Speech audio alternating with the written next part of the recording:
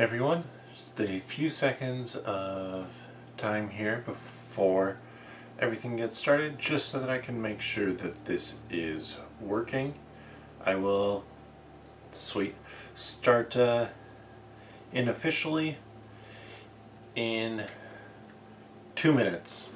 So 2 minutes. This is just for me to be able to figure out everything's working. This is a new game room that I'm in. I have all sorts of games and shelves behind me, trying a slightly different camera angle. First time everything has been hooked up, so yeah, this is fun. I'm excited. I'm ready to stream some Dresden Files cooperative card game.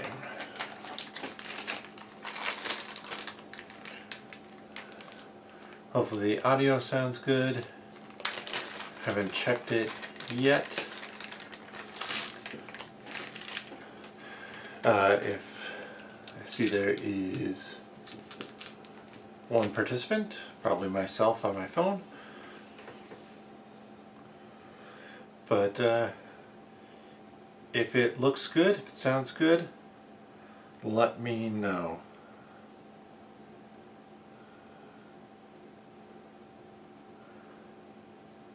Alright, hopefully we're back up and running. I think there was a tiny bit of lag on there, but hopefully this should all be good now. I'm double checking, looking at drop frames. Looking like we're doing pretty solidly. So, let's get started. It has been quite a while since I've done anything on Malts and Meeples or on the Nerdologist channel. This is mainly because I have moved. We moved from our old house into new location, new bigger game room. I actually have my games directly behind me now, so that is fun and exciting. And so welcome to Malts and Meeples. I am Petter, your only host. And today, as was kind of picked for me in the Glory Hound Discord, I asked people what I should kind of do for a test stream.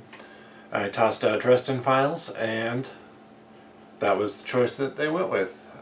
There are a few other options as well in there. So that is fun. I have actually been playing a little bit of Dresden Files recently because I have a friend who has it, and we don't need to share information. So the characters that he plays versus the characters that I play can be done across Zoom since he has the game. He's playing different characters than I am. But let's get to the table here. Move our meeple away. And let's talk about our malt.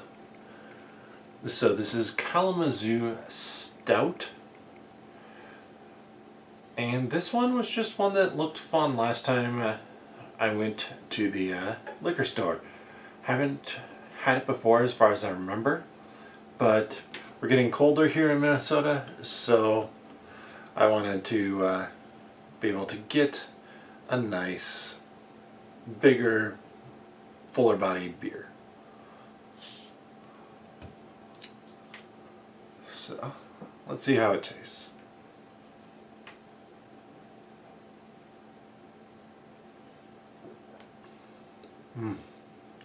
Chocolatey, roasty, definitely very good. Nice amount of bitterness, which for me is a key for beer, because I don't want it to be too sweet. Too many porters are too sweet. Alright, with that, let's get to the table and play Dresden Files. So Dresden Files with one person is a little bit different than any other way you play it. In fact, every way you play Dresden Files is different in some way than the other ways that you play it. 3 players is probably kind of where it's supposed to be at, but you can see for the different player counts, you draw a different number of cards. That then kind of changes the difficulty, as well as these fate points can change the difficulty, which will become a little bit clearer as I go. So 3 players or 3 characters and 6 cards per character is what you control as a solo player. We're going to be taking on Book 1, Stormfront. I'm going to go with some of the classic characters from that book.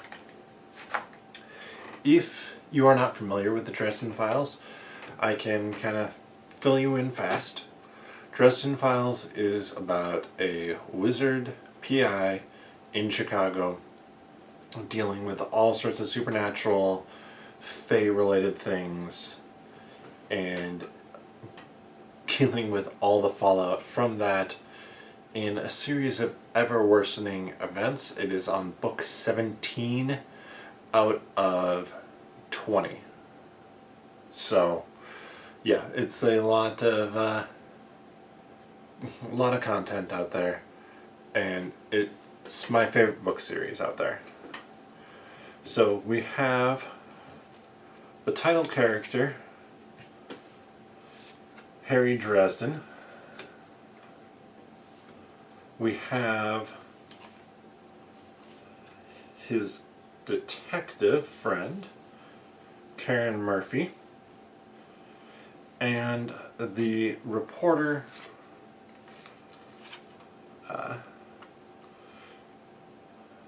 who is always trying to get information out of him, Susan Rodriguez. Each of these characters has their own separate deck.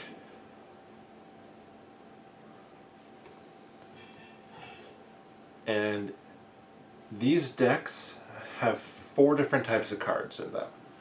There are things to help you overcome obstacles. There are things that will help you get an advantage. There are cards that will help you solve cases. And there are cards that will help you fight monsters. In the book or case deck, so Stormfront is the first book in the series.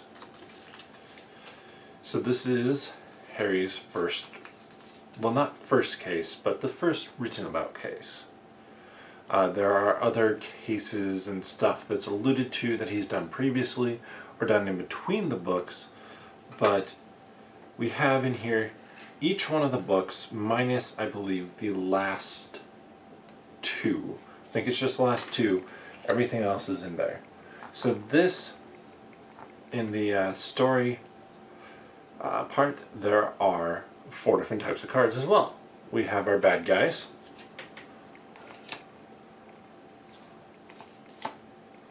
I shuffled this up well, apparently. We have our cases. Oof. We have obstacles.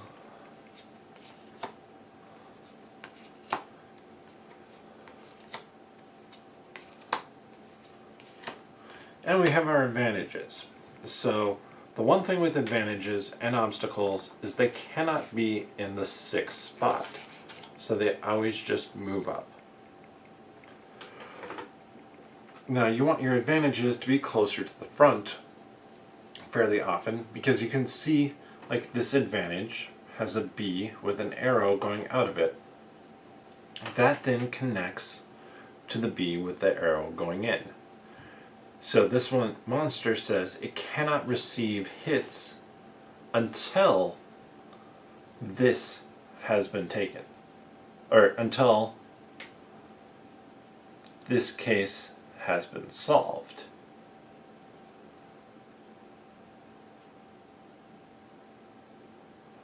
And this allows us to move this monster all the way to the back, basically keeping it out of our range. So you can see we have our range from 1 to 6 here, and that's going to be kind of, there'll be cards, or all the cards will have a range on them. It might be variable, it might not be. So this is not an ideal setup, because ideally you want to get these two advantages pretty early.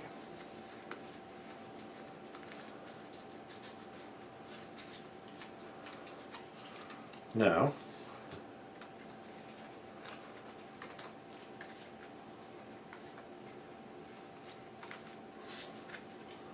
let me check on one thing on the stream here.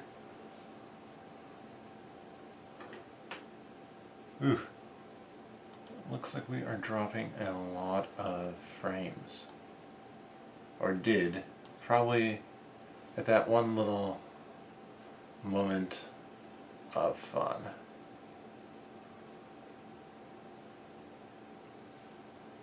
Warning, stream slower than expected.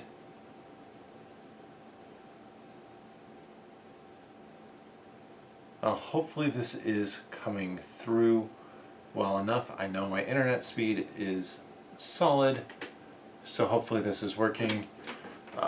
I'm going to check on my phone again just to make sure that it looks like I expect it to.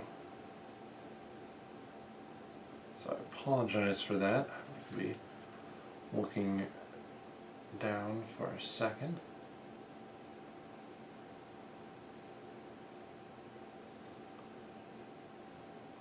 Ooh, that looks okay. There, the quality is better.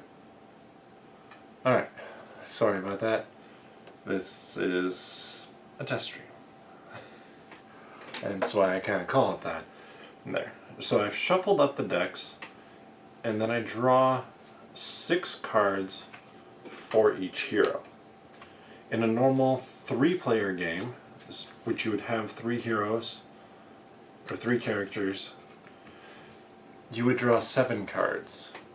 But because I will have perfect information, they make it harder and you draw fewer cards.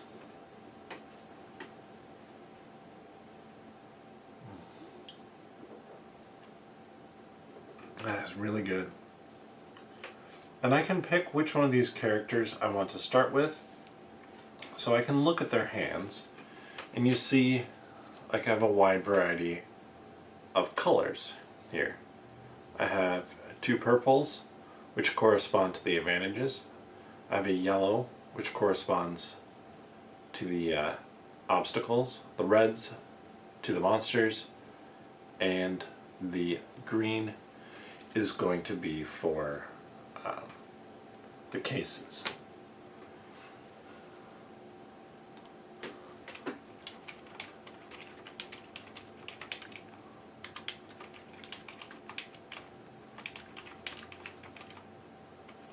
Apologize, you can probably hear me typing right there. So, with that, I can pick whichever one of these heroes I want to start. And I'm going to start actually with Murphy. So I have a hand of 6 cards, and I have more than that in the character decks. But I do not draw cards ever, unless there's some effect on here that would tell me to. I'm going to be playing this card from Murphy.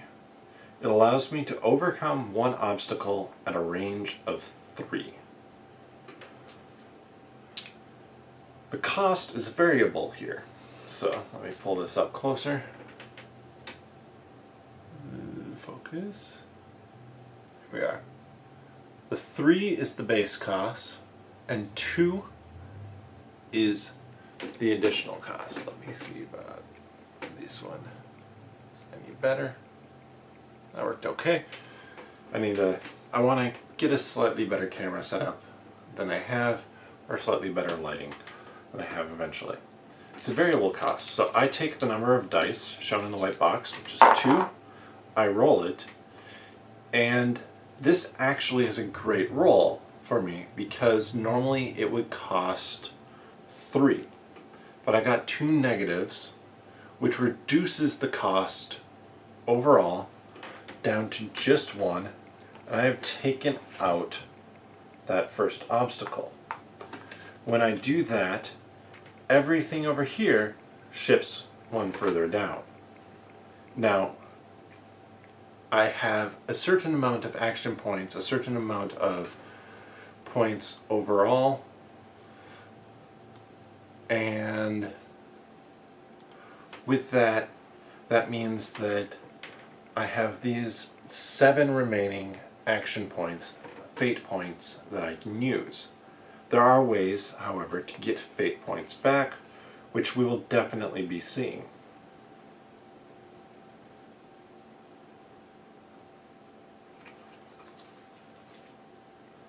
So, next up will be Karen, and with her I will be using this attack card.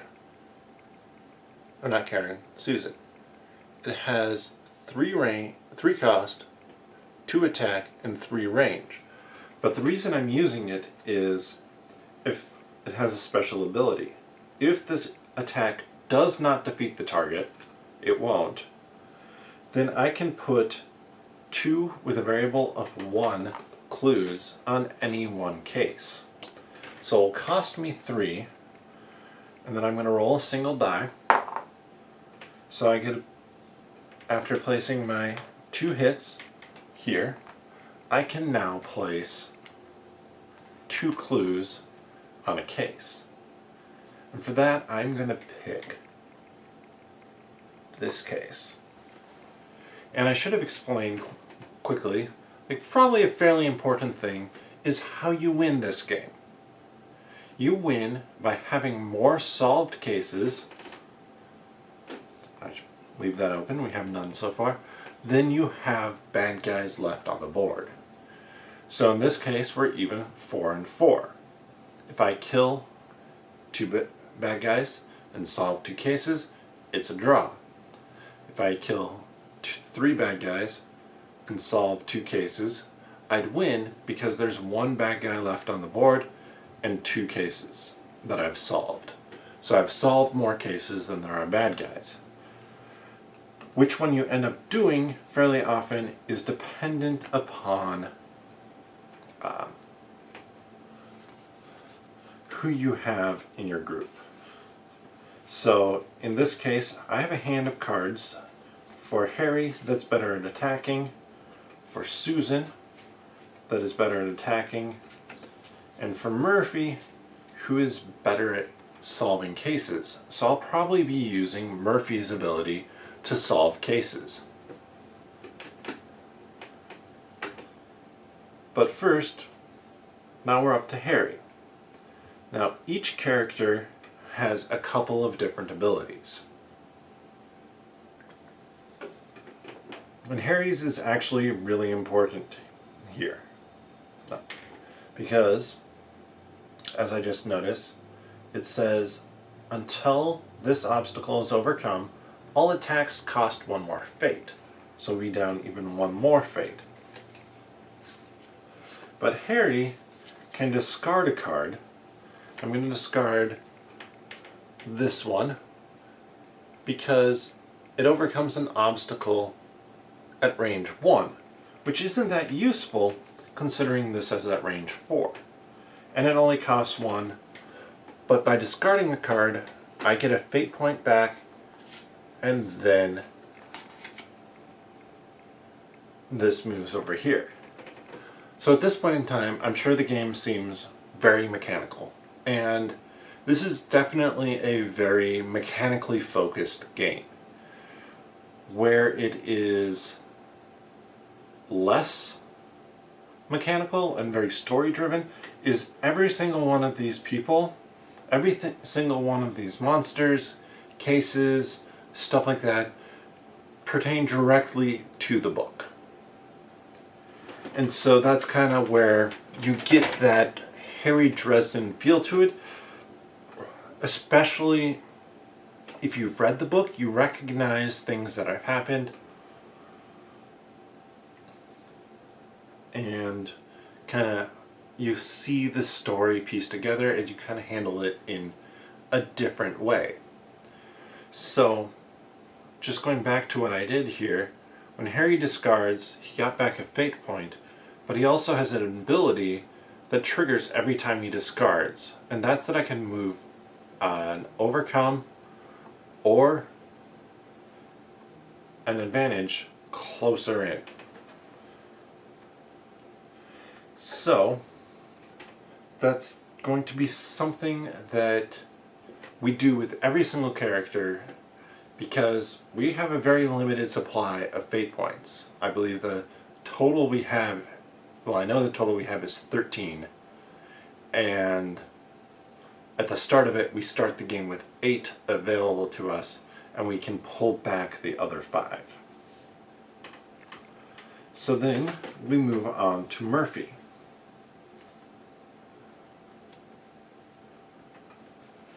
And looking at my cards, I see that Susan is going to want a fair amount of fate. So with that, I'm going to discard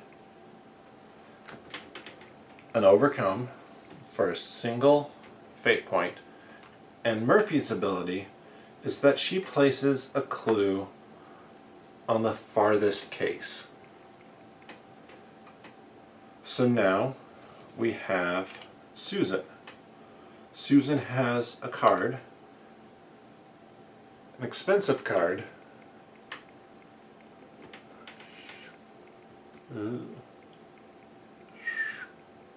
where she can spend 4 to overcome at a range of 3. But I do get an added ability with that, and I spend my 4. I overcome this, which means attacking is now cheaper, and I get to collect 2 with a variable of 1 fate points to add back to the pool. So that is going to be 2 plus 1, 3 fate points, which actually puts me in a really nice position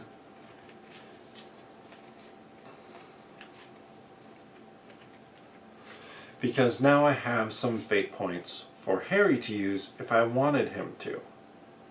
However, what I'm going to do is I'm going to discard a thing to take an advantage for Harry, not because I don't care about taking those advantages, I really do. So I'm going to get back a fate point, and looking at the 2 of these, when taken, the active player draws 1 card and distributes 2 draws among the other players. That one is really good, so I'm going to move that one forward with Harry's power. So Harry started out with 6 cards. I've already discarded 2 of them. That means that I'm down 2/3 or a third of my turns for every single character. So we don't refresh cards. We do not draw from the additional cards I have up above them until, or ever, unless there's some effect that tells us to.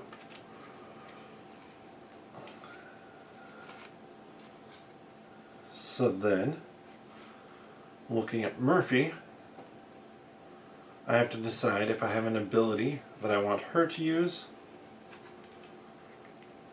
anything to solve a case, anything along those lines. I'm going to be fairly risky. I'm going to go after this case here with a 3 cost, but a variable of 2 on that 3 cost. Wow, okay, so I'm rolling really well today. Most of the time I feel like I'm adding to the cost of everything. So I just removed 1 from that to add an additional 2 to this case.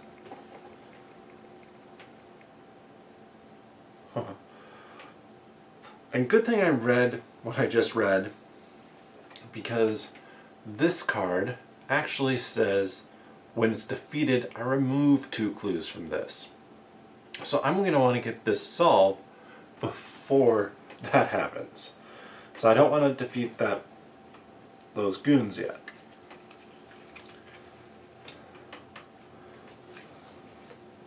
So for Susan then, I'm going to discard a card. By discarding a card, again, I get a fate point back because it's a 1 fate point cost card, and then I can add a clue to the case at the shortest range. Works out well for me. I come back to Harry. I'm still looking for ways to take advantages. But what I'm going to do instead is I'm going to spend 3 to take and place an additional 2 clues on here. That would then solve this case.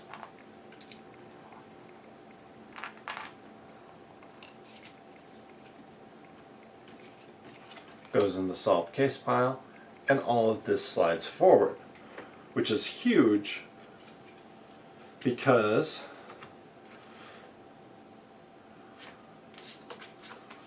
I have this card for Murphy.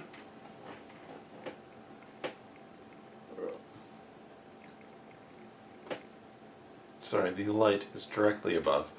That costs 1 fate and allows me to take an advantage at range 2. Sliding all of those forward. And what I'm going to do is Murphy can draw a card, or has to draw a card, which isn't great. And I'm going to give each other character a card. Simply that gives us more to work with now at this point.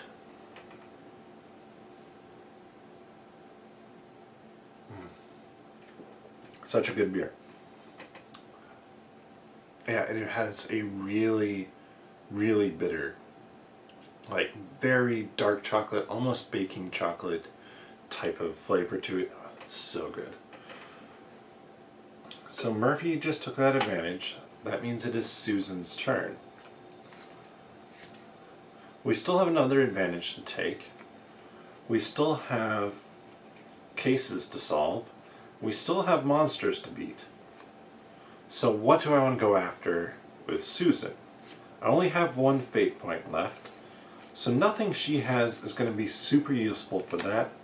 I'm going to discard a card to get back a fate point, and then I place a clue on the closest one. Next, it is Harry's turn.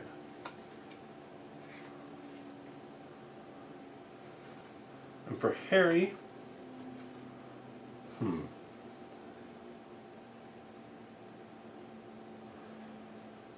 man, I need to get that one closer, but I'm gonna actually be fairly cheap for Harry, hopefully.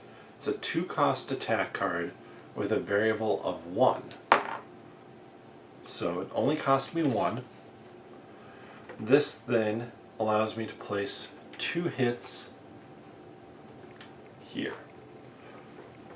The reason it's important for that is that Harry has a special ability. Every single one of them has a special ability. Harry's is that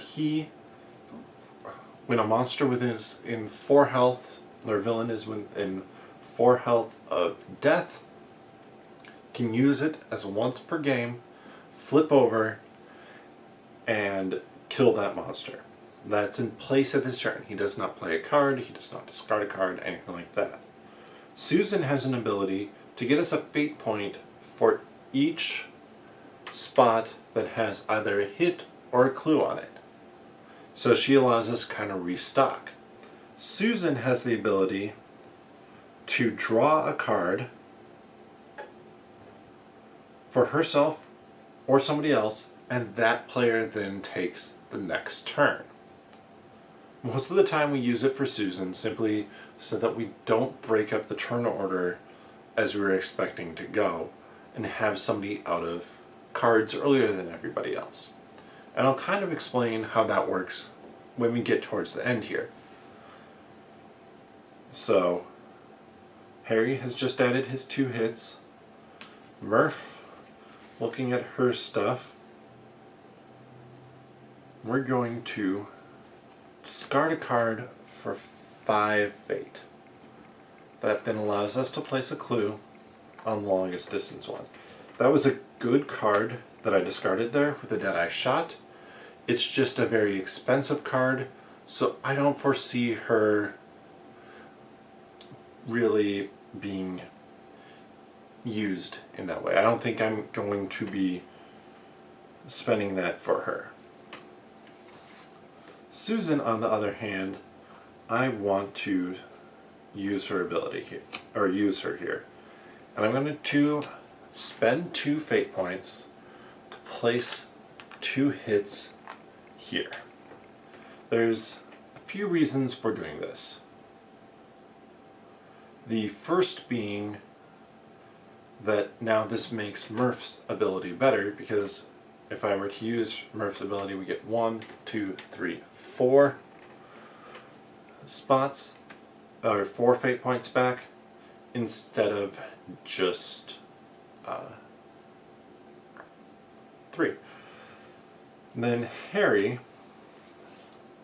I'm actually not going to use Harry's ability yet. There's kind of an odd reason for doing this. It's going to spend all 4 fate points. I'm going to add 2 hits to each monster in the row. Now this one cannot take hits until this case has been solved. This case being, who's the Shadow Man. Once that's solved, then we'd be able to progress forward and add hits there. So it's not an ideal time. However, I have no way to get to C, solve C quickly, to add to this, to be able to deal with the whole situation. So by doing that, I now have 5 different spots that I can get fate from. So I'm going to use Murph's ability to get 1, 2, 3, 4, 5. Now look at Susan's cards, and honestly they aren't the best. So I'm going to flip over Susan and draw a card. It's actually a very useful card I got here.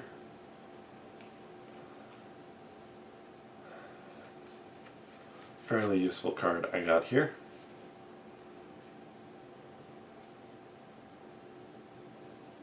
I'm going to spend 3 with a variable of 1, attacking that first one that I set up for Harry, 2, and take out Marcone's goons. Now I already solved this case, so all of this just slides forward. However now, for Harry, I don't have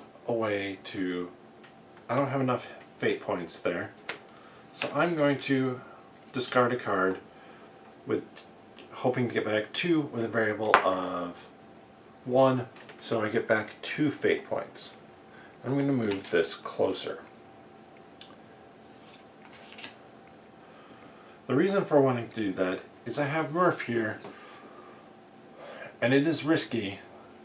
This will be my way to deal with that advantage. It costs 1 and it has a variable range of 1.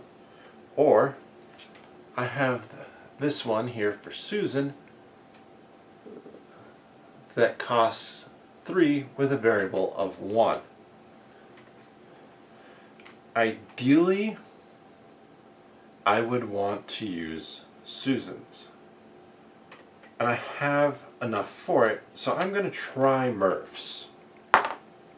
So I have range of 3 on it, which is more than I need. It only cost me 1, so it saved me on that. Murph immediately gets to draw another card and take another turn. And this monster, which I can't hit, moves all the way to the back. So we're getting down to it at this point because, with the exception of Harry, who only has one card, everybody else has two.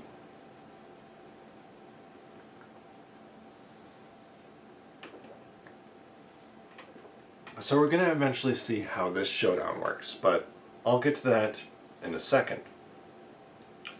I'm going to use that's right, Murph to deal 4 damage to the giant scorpion.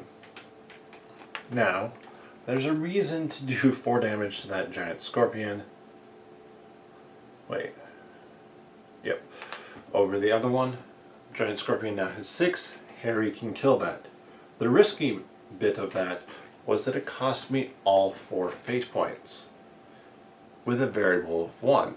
Had I rolled a plus symbol instead of just rolling a blank, or ideally I would have rolled a negative, I would have immediately gone into the showdown. If I don't have enough to pay for what I want to do, immediately to the showdown. So, then for Susan, I'm going to discard and roll to see how many fate points I get back. 4, because it was a 3 with a variable 1 cost on the card. I also get to place a clue on the closest one. So I'm going to choose between the two of them. I'm going to pick that one. Harry, I only have 1 card left in his hand, so it's more advantageous for me to spend his blasting rod, which is basically his signature magical weapon, and take out the giant scorpion. This then kind of has me towards the end of a lot of this. I can use Murph, or I can use Susan basically to place clues. I'm going to not use Murph's card, Karen Murphy's card, for the card. I'm going to discard it for fate points. Now, the reason I'm doing that is because it costs 4 to place 2 clues at a range of up to 3. 2 clues is somewhat useful, but Susan's card allows me to place 4 clues for the cost of 4 fate, but at the range of 1 only. That means I'm getting closer there. Now, I only have 4 points left, and honestly, I do not think I'm going to beat this one, because for Harry, I'm going to have to discard, and I forgot with Murph, she discarded, so I placed there, and I get back 5 fate points. But at this point in time, and nobody has cards. So, when it comes to Karen's turn, which is next, she would either have to spend a fate point to allow it to move to the next person's turn, as kind of a cost for her not having any cards, or we go into the showdown. So the showdown is not going to go well for us. I can tell you right now. The showdown basically gives you 1 chance to win. And you roll based off of what you decide to do. But I can only roll against people who already have hits or clues on them. The issue that we're going to run into here is that solving 1 additional case is only going to get me to 2 cases solved, and I'll have 2 monsters out there. With the monster, the Shadow Man, who has 11 hits on him, so the one up here, he only has 2 hits on him, so I would need to do an additional 9.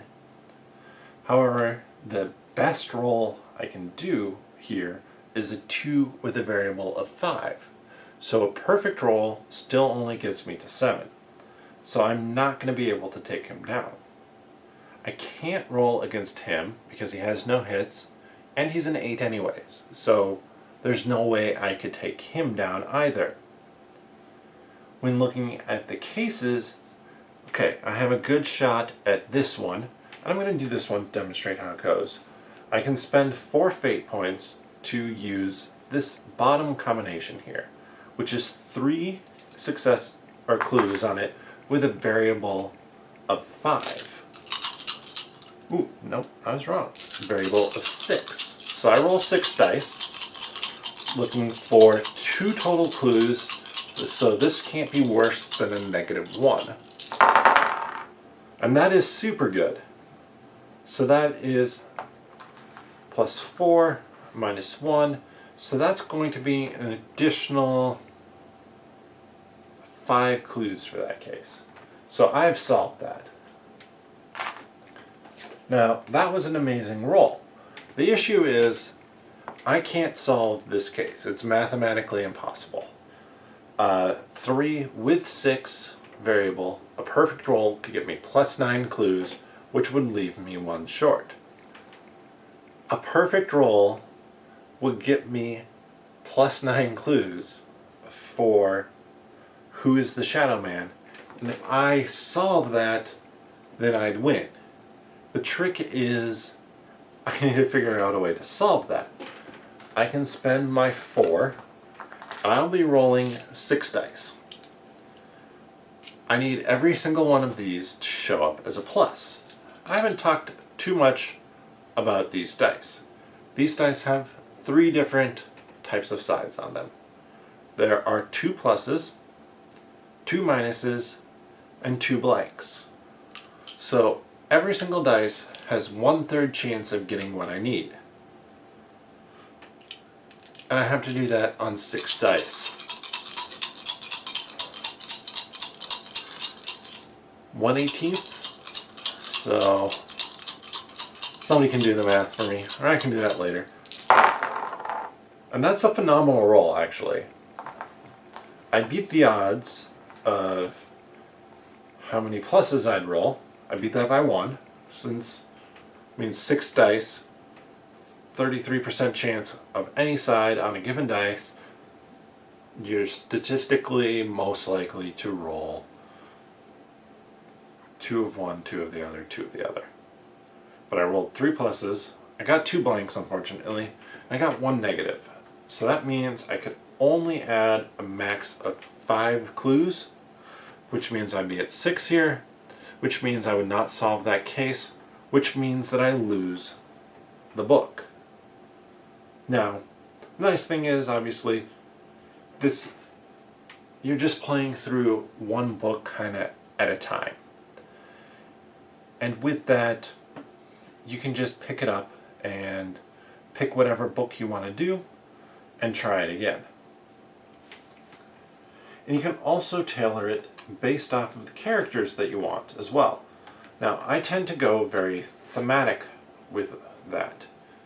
And so, like, you have to use Harry Dresden as the protagonist of the book. He has to be one of the characters you pick.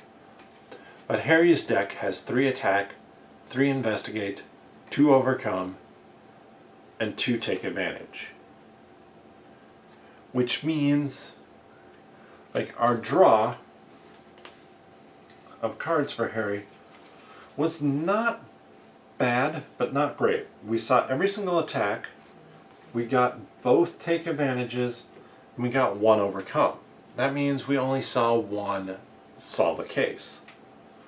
For Murphy, hers has 2 attacks, 4 investigates, 2 overcomes, and 2 take advantages. We only saw 2 of her 4 things for solving cases. And finally, Susan, she's built like Harry, where it's 3 attacks, 3 solves, investigates, 2 overcomes, and 2 take advantages. So It's a actually very balanced team, leaning a little bit more towards solving cases, and we actually had more of the attack cards in there. We had 2 solving cases for Susan, 2 solving cases for Murph, 2 solving cases for Harry. So that's how Dresden Files plays. So you can change it up in a lot of different ways. Probably the most obvious way is you can change up your characters. There are, I want to say, I think it's just 6 characters in the base game, but they have expansions beyond that. So the base game does not come with all 17 books, or even, I think there have been 4 expansions, so 15, so I think it comes with 7 books in the base game. And then they have expansions for the additional stories. So if you're a big fan of Dresden Files, much as I am, this is kind of a fun game to kind of scratch that itch of being in the world. It is very mechanically driven. This is a game that the theme really comes through because you know the books, not because the game is super heavy on the theme. Just a little bit of an interesting combo, but I really like the puzzly aspect, and there is with this also the variability of the setup. So sometimes it's a whole lot easier, sometimes it's a whole lot harder. You never really are sure what you're going to get with that. With that, that's 40, almost 50 minutes. So thank you everybody for checking it out. Thank you for checking it out later on the Malts and Meeples channel. And I kind of said I was going to give a quick little tour, mainly because I have a lot of board games behind me. So I apologize for this in advance. Hopefully this goes really smoothly. Let me see one thing. Let me see if I can do it this way. I'm going to turn off my webcam for a second.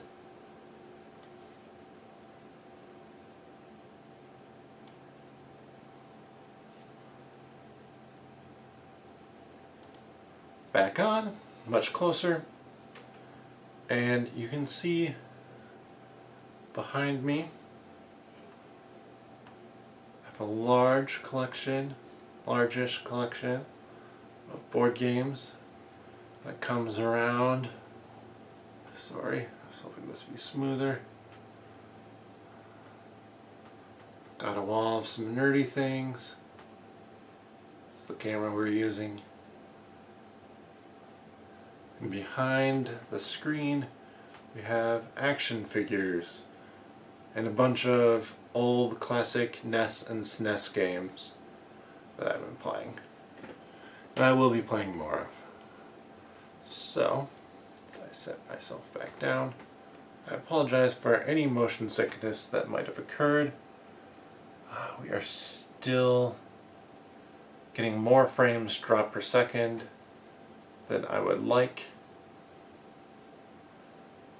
So I'm probably going to have to mess around with some of the settings, stuff like that. But this was more so I could do a test stream and then kind of watch through some of it and just see how it looks and how it's going as I continue over time to set this room up even better. But with that, bottoms up.